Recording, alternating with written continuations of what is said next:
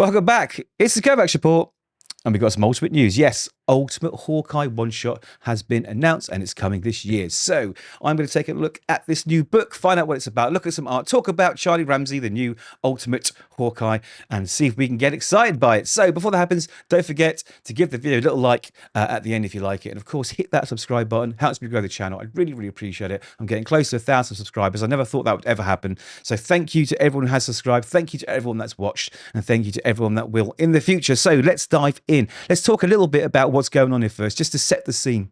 So in the Ultimate Universe, the Maker has altered history to prevent Marvel heroes from achieving their destiny. So basically, he changed time and prevented them from becoming, for example, Spider-Man or any of the other heroes. So he never actually became the heroes, never became Ant-Man, never became the Wasp.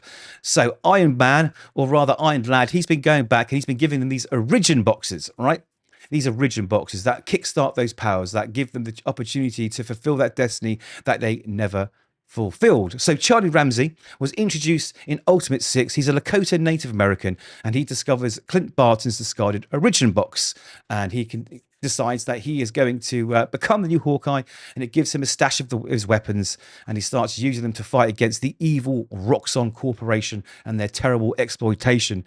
He was also recruited by Captain America, and he's a non-binary vigilante, which brings some diversity to the Ultimates roster. And in Ultimate Hawkeye #1, Charlie apparently is going to break from the team for a covert operation, take down the Maker. A mission Marvel promises will reshape the Ultimate Universe's future, as it does in every solicit, every book. It's always going to reshape the universe, change things like you've never seen before. Let's find out if this actually happens, and let's dive into this little article. So like I said, I really, really like the art. It looks really, really good. I'm not too fond of the character, to be honest. I've never been a big fan of Deniz Camp. And I just can't click with the Ultimates book.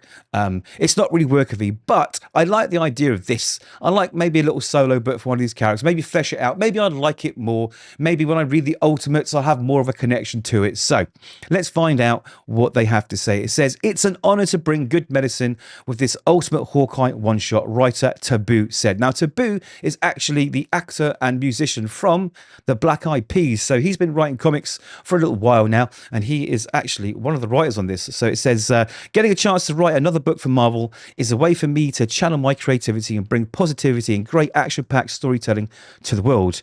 And this book will be dedicated to my indigenous relative, Jeffrey Verege. Now, I'm not sure what that means. I should have read the article before we did the video, but I like to do a fresh take, so it's new to me too. So written by Taboo and B. Earl, with art by Marco Stambaria, and featuring a framing story from Deniz Camp and Juan Frigeri. They're the two creators that are writing the Ultimates and drawing the Ultimates. The one-shot will send Hawkeye up against Exterminatrix, who made her debut in Ultimates 14. Yes, she was one of these billionaire CEOs who basically run the world. And I'm not going to go and spoil the book, but that's where we discovered her, and she looks exactly as she sounds.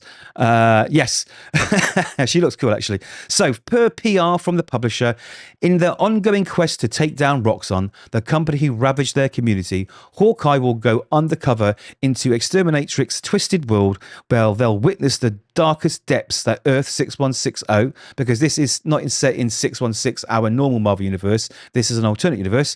To the darkest depths that Earth 6160 has to offer. In order to escape the madness, Hawkeye will have to confront a formidable opponent who they share an eerie connection with, the all-new Ultimate Ronin. Okay, so he isn't the Ronin. Okay.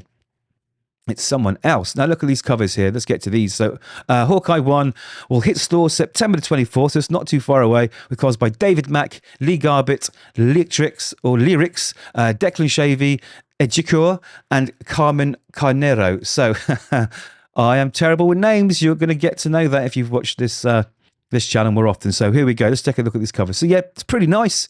We get a full body shot of the character, setting the tone. Another sort of more actiony shot.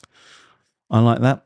I like that. What I do like about the Ultimate books is you get the cover with like the dress on it, like the title and the logo, and when you turn the page, you get the art, but like completely bare of all that. Just the artwork on its own. It's nice to have that in the comic as well. So I thought I'd mention that.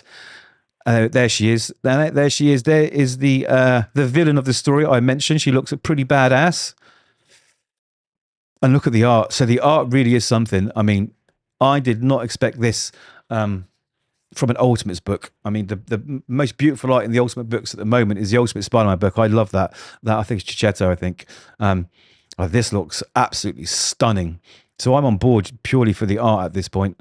I'd like to find out a bit more about the character, but it looks so good. Oh my God. I hope the colouring and the... I hope the colouring doesn't tone that down, because it just looks so damn good. Wow. I'm actually shocked. There she is at the bottom, rallying some kind of assembly. Oh, it looks like there's some kind of battle going on there where they've got to fight each other. And yeah, it's a fight to the death, it looks like it. And there's Ronin. There he is in all his glory. Wow, it looks so cool. It just reminds me of Bendis' New Avengers all those years ago, when you first see this character and think, oh, who is it? Who is it? Who is it? I mean, I want to know who it is. I can't wait. This does look good. There she is. I do like this character for more than the obvious reasons. She just sounds very, very, a little bit nuts, a little bit, you know, sort of Joker-esque. There we go. It's a David Mack cover. I don't even need to look at the name. And there's more. Declan Shalvey. She's giving old Hawkeye a bit of a rough time there with her hair. And we're back to make off. So there it is. Are you excited by this book? Do you like the character? Do you think Charlie Ramsey's a good addition? Do you like Charlie's backstory? I don't know. I'm still not sure. I mean, fans have largely embraced the character. Some praise the character's unique perspective and cultural representation. However, some criticism has emerged, with some fans expressing skepticism about the whole universe, the character included, citing a sort of sense of creative bankruptcy and forced ideological themes. But you know what?